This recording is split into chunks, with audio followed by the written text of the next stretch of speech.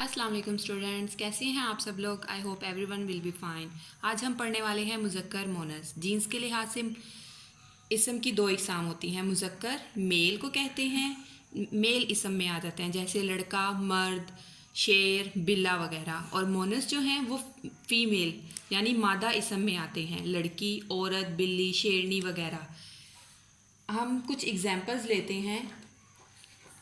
First है मियाँ, मुज़क्कर में आएगा, और बीवी, ये है मोनस में। एक एग्जांपल और है भाई, मुज़क्कर है, और भाभी मोनस है।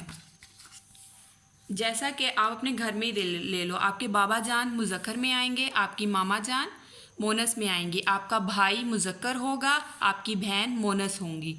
ओके, आपको क्लियर हो गया होगा स्टूडेंट सबको। अब हम नोटबुक की तरफ आते हैं। आपकी नोटबुक आपने ओपन करनी है। सबसे पहले डे एंड डेट मेंशन करना है, कैप्शन में मुज़क्कर और मोनस लिखना है, फिर एक लाइन मेंशन करनी है, एक साइड पर मुज़क्कर और दूसरे पे मोनस आपने लिखना है। फर्स्ट वर्ड है हमारे पास मोर, मोरनी। मोर मुज़क्कर है और मोरनी फीमेल जिसे हम कहते हैं वो है मोनस। दूसरा है ऊँट, ऊँटनी। पंजाबी, पंजाबन।